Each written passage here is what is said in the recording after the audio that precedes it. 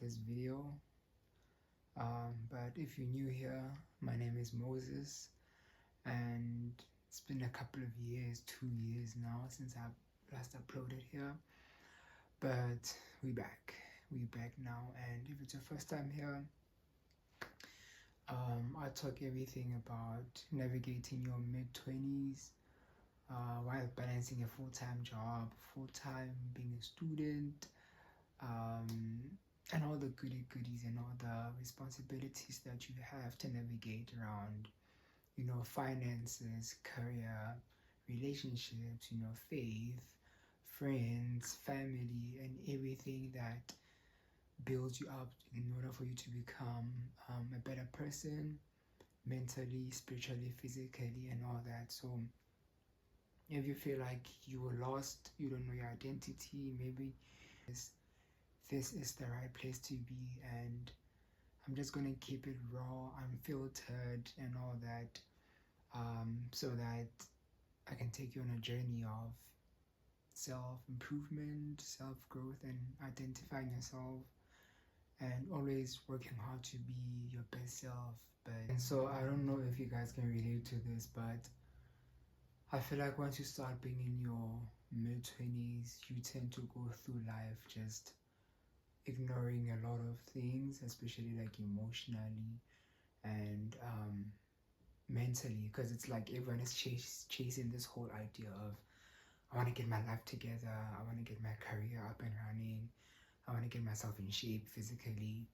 But then I feel like the two aspects that people miss out is on emotional maturity and also like mental maturity or like clarity, and also I would say spirituality as well, but then that will come on later. So it's just like, even if there were things that were bothering you, tend to just numb them out just because you think, I don't have time to sit with my emotions. I don't have time to reflect on my emotions. I don't have time to sit down with myself and really understand emotionally where do I stand. Because also it goes together with the whole idea that people don't like taking accountability for their own growth. And not just only that, but also people don't take accountability for seeing how they also contributed to certain situations. Now, when you get to a certain age, you start realizing how all these things are adding up and how now emotionally unavailable and also how demotivated in life you become. Like you start getting depressed, you start feeling like you don't want to talk a lot with people, you start self-isolating, and it gets to a point where you feel like you don't want to talk at all. You know, it's as if you've gotten to like a point of exhaustion, but then that exhaustion is not just physical, but it's like something that's very deep, so deep, and like very emotional.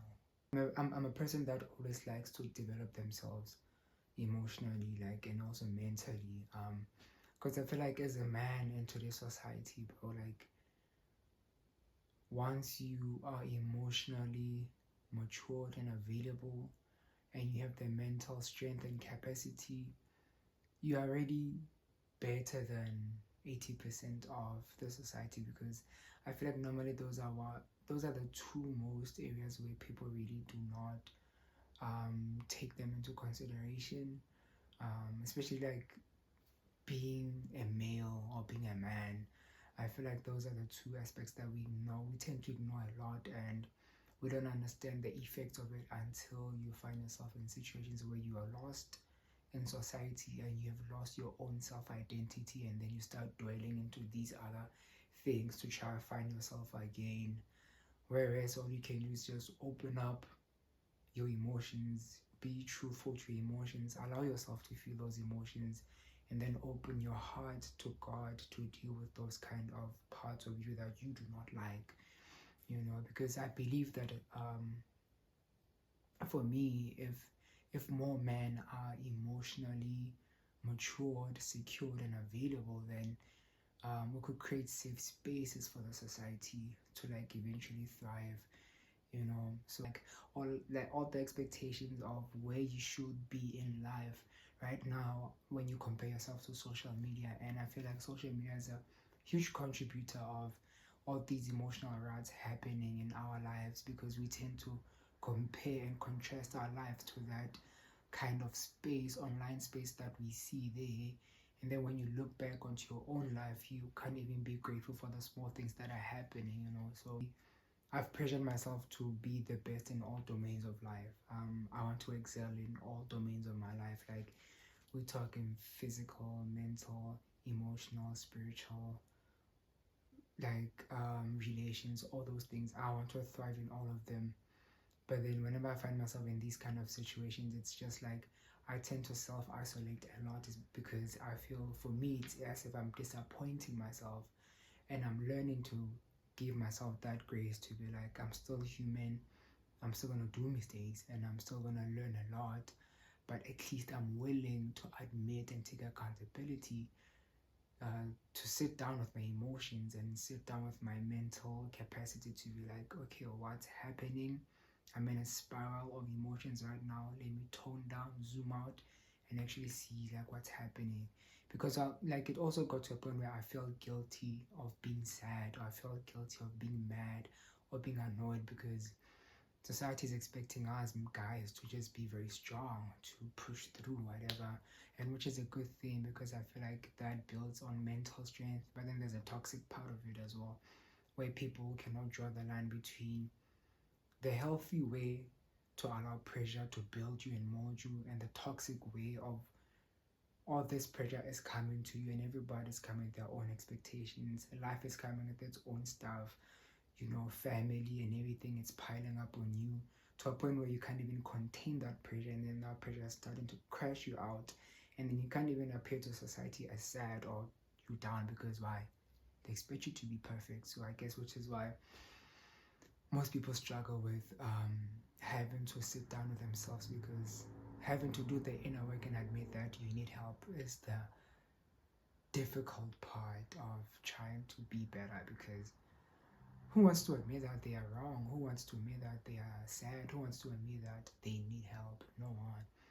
Some of the ways that I do use when I'm feeling this kind of way, and it's something that I've been learning for quite over a year now, is first of all, I have to draw back to God. Like, I can't do this. Well, I'm a firm believer in Jesus, in God, in Christ. So my strength is drawn from Him. So I slowly try to rebuild that relationship with God, and also being vulnerable with Him and telling Him all my worries and anxieties, and to be like, God, please help me through this. I don't have the mental capacity or the emotional capacity or even the physical capacity to deal with whatever that's going on. So I give it to you. I trust you for it, and please help me in this phase of my life. Please help me with these pressures. Please help me with this domain of my life. Please help me with my career, with my finances, with my businesses, with my mental clarity. I feel mentally stuck. And then the next thing that I do is that most people don't do this, but I have learned to give myself a lot of grace. I mean, it's all our first time living this life thing, so no one has the formula of what to do and what not to do. We just go by trying and living it out every day. So I give myself grace to be like, even if I feel stuck, I shouldn't pressure myself to be like, why am I stuck? Why is this happening to me? Why this? Why that? But it's just like, I give myself grace to be like, it's fine. Be human about it. Take time to work through it, sit on it, and rebuild your strength again, and it's going to be okay. Because if you don't give yourself grace or pat yourself at the back, no one is going to do that for you, because you have to have your back more than anything. Like, after God, you have to have your back as well. And another thing, I try to like journal as much as I can. I'm a firm believer in self-development. Try to journal a lot, whatever thoughts that I'm feeling, whatever emotions that I'm feeling, I try to put them down, not just on my phone, but in writing, so that I can be able to pull out a journal or a book and look like 3 years from now to be like, oh, I was going through this and God helped me through this, so that I can be of help to the next generation or my kids or whoever, like whichever people that I can help, you know. And also going to the gym, working out, has been helping a lot. Like, it helps a lot, which is why you saw at the beginning of the video.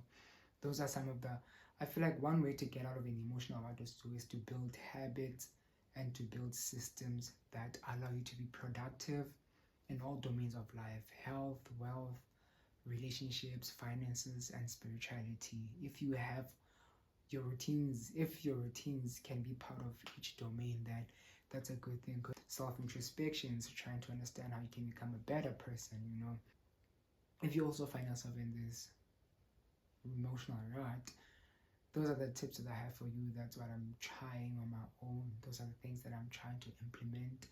I'm not perfect at these systems, which is why I try to like reiterate on them and like improve them almost daily, up until you get to a point where it's like second nature for you to know that you have to be emotionally there for yourself.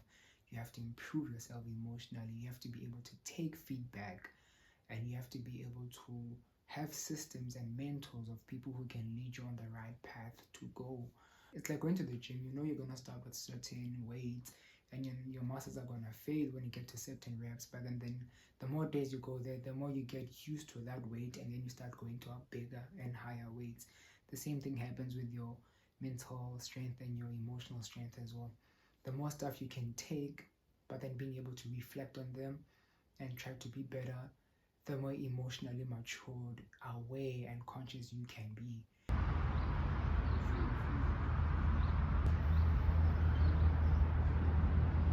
Dusky, sender, think, you.